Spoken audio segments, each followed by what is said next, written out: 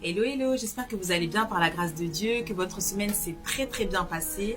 Donc bienvenue sur l'émission de Real Talk, le ciel est ouvert et c'est l'émission numéro 19. Et oui, déjà ça va super vite. Je rends grâce au Seigneur pour vos vies, pour la continuité de ces émissions. Et bientôt, on va sûrement changer de plateforme et je vous tiendrai au courant dans la suite des événements. Donc sans plus tarder, nous allons remettre ces instants merveilleux entre les mains du Seigneur. On se laisse conduire par le Saint-Esprit parce que c'est son émission avant d'être la nôtre. Et si Dieu est là, alors tout se passera toujours bien dans le nom de Jésus. Donc c'est parti. Seigneur Père éternel, nous te louons, nous te bénissons, nous te glorifions. Dieu très saint, nous te disons merci pour le souffle de vie que tu renouvelles en nous. Merci pour la santé Seigneur et merci parce que nous te connaissons et c'est une grâce. Saint-Esprit, sois puissamment et totalement le bienvenu parmi nous. C'est ton émission, change-nous, transforme-nous, relève-nous Seigneur et guéris-nous Seigneur. Et là où il y avait des choses qui n'étaient pas de toi, mon Dieu, mon roi, que ces choses-là soient écartées maintenant dans le nom de Jésus-Christ et que tu puisses prendre totalement ta place. Au nom de Jésus, nous avons prié. Amen, amen, amen. Et j'ai à cœur de nous dire, déjà vous êtes purs à cause de la parole que je vous ai annoncée. Et c'est ce que Jésus disait à ses disciples. Donc ce qui est incroyable, c'est que la parole de Dieu nous purifie. En fait, le Seigneur, ce qu'il veut, c'est nous purifier et nous faire prendre conscience à quel point nous sommes ses enfants.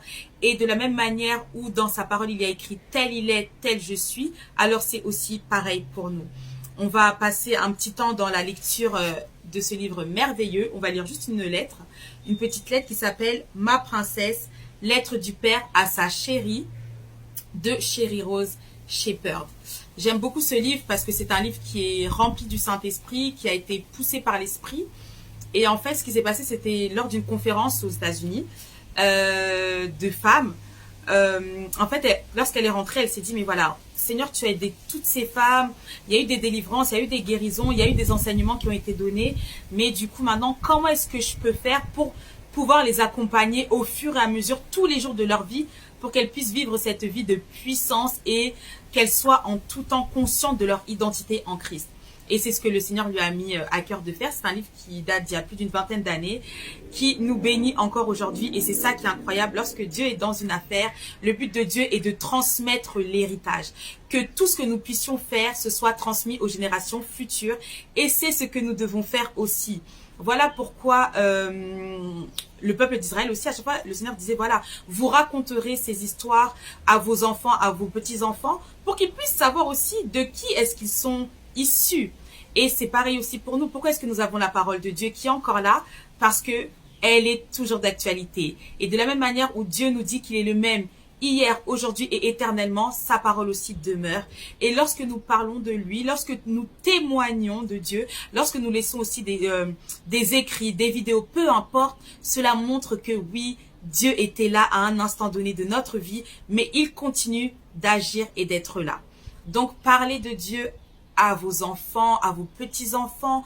Parlons de Dieu autour de nous parce que ce qui est sûr, c'est que Jésus revient bientôt et il est hors de question que les personnes que nous connaissons, que les personnes que nous avons rencontrées dans notre vie à un moment donné, ignorent que Jésus est le roi des rois et le Seigneur des seigneurs. On entendra toujours des personnes qui nous disent oui, que la Bible a été falsifiée, peu importe, peu importe, peu importe. Si toi tu connais Jésus, assurément il s'est manifesté dans ta vie. Et c'est ce que nous devons faire. Nous devons témoigner de Dieu. Nous devons témoigner de la puissance de Dieu, de la guérison, de la manière dont il nous a sauvés, d'où est-ce qu'il nous a tirés, parce que nous avons toute une histoire. Nous avons tous une histoire incroyable avec Jésus. Et ce que nous avons vu et entendu, c'est ce que nous annonçons dans le nom de Jésus. Alors, là aujourd'hui, ce sera ma princesse, prie avec puissance.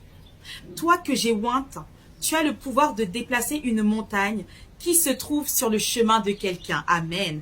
Quand tu prendras le temps de prier, ma puissance sera relâchée dans la vie de ceux que tu me confies.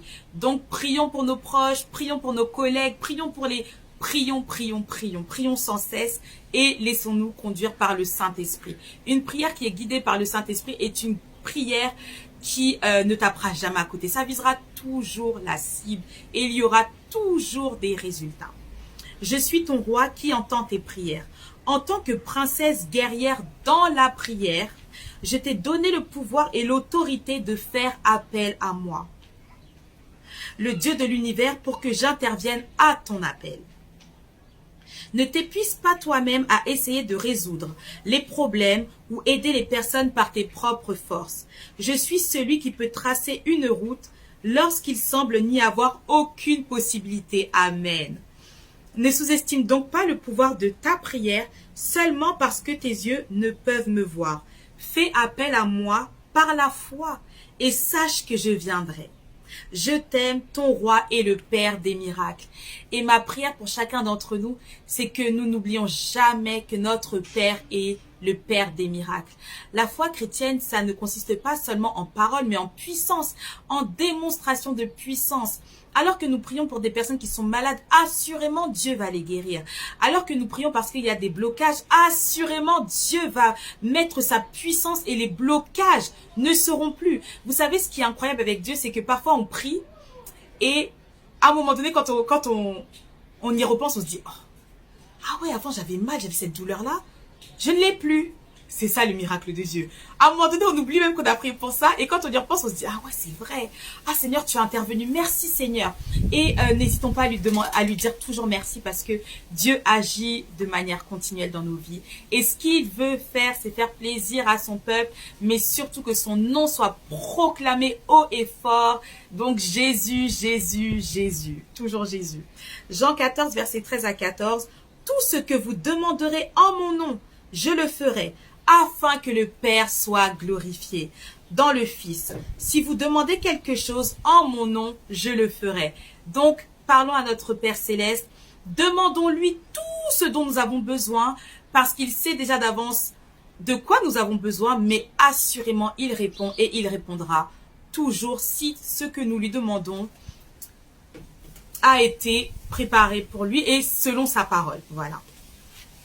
J'aimerais partager avec vous un verset qui se trouve dans le livre de Jérémie 32, verset 27, pardon. Voilà mon petit carnet où j'écris les versets au fur et à mesure de mes lectures.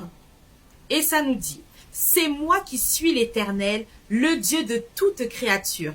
Y a-t-il quoi que ce soit de trop difficile pour moi? Et ça, c'est quelque chose que nous ne devrions jamais oublier. Rien n'est trop difficile pour notre Dieu. Mais nous devons avoir la foi. Même lorsque nous faisons quelque chose, lorsque nous demandons quelque chose à Dieu, nous devons prier aussi pour que l'incrédulité ne soit pas trouvée dans nos cœurs. Parce que lorsqu'il y a de l'incrédulité, alors la puissance de Dieu miraculeuse ne pourra pas se faire. Voilà la raison pour laquelle le Seigneur nous demande d'avoir la foi lorsque nous prions pour la guérison, lorsque nous prions pour toutes choses. Parce que sans la foi, il est impossible d'être agréable à notre Seigneur. Je vais lire un dernier petit passage, il reste 2 minutes, donc ça va aller très vite aujourd'hui. Et bien voilà, du livre La puissance surnaturelle d'un esprit transformé de Bill Johnson, un livre extraordinaire qui nous montre à quel point une vie chrétienne ordinaire devrait être jonchée, jalonnée de miracles. À chaque instant, notre Dieu nous fait des clin d'œil, mais est-ce que nous avons cette sensibilité nécessaire pour nous rendre compte que c'est Dieu qui est en train d'agir et c'est ce que nous devons demander à Dieu. Vous savez, parfois même un enfant peut nous dire quelque chose, mais si on a la révélation de Dieu, on va se rendre compte que, oh, c'était même le Saint-Esprit qui est en train de nous parler. Donc, on doit être attentif. Nous devons avoir l'oreille, les yeux exercés à l'action du Saint-Esprit. Et là, tous les jours, nous pourrons dire merci Seigneur parce que en tout temps, tu agis et en tout temps, je vois ta main agir. Alors, que nous dit l'auteur Bill Johnson? Nous devons garder l'esprit fixé sur les choses spirituelles parce que tant que nous remplirons notre esprit avec le naturel, nous limiterons notre efficacité. Nous pourrons de temps en temps nous lever et remporter une victoire avec le don de la foi, mais l'influence transformatrice du royaume ne s'écoulera pas continuellement à travers nous. Voilà la raison pour laquelle nous devons toujours garder fixés les yeux sur le royaume des cieux et sa justice, afin que tout puisse nous être donné par-dessus tout. Gardons les yeux fixés sur le royaume et ainsi nous pourrons parler et témoigner de ce que Dieu fait dans les vies. Je vous souhaite une très bonne semaine, un très bon week-end sous le regard de l'Éternel. Que Dieu vous bénisse et à vendredi prochain. Bye!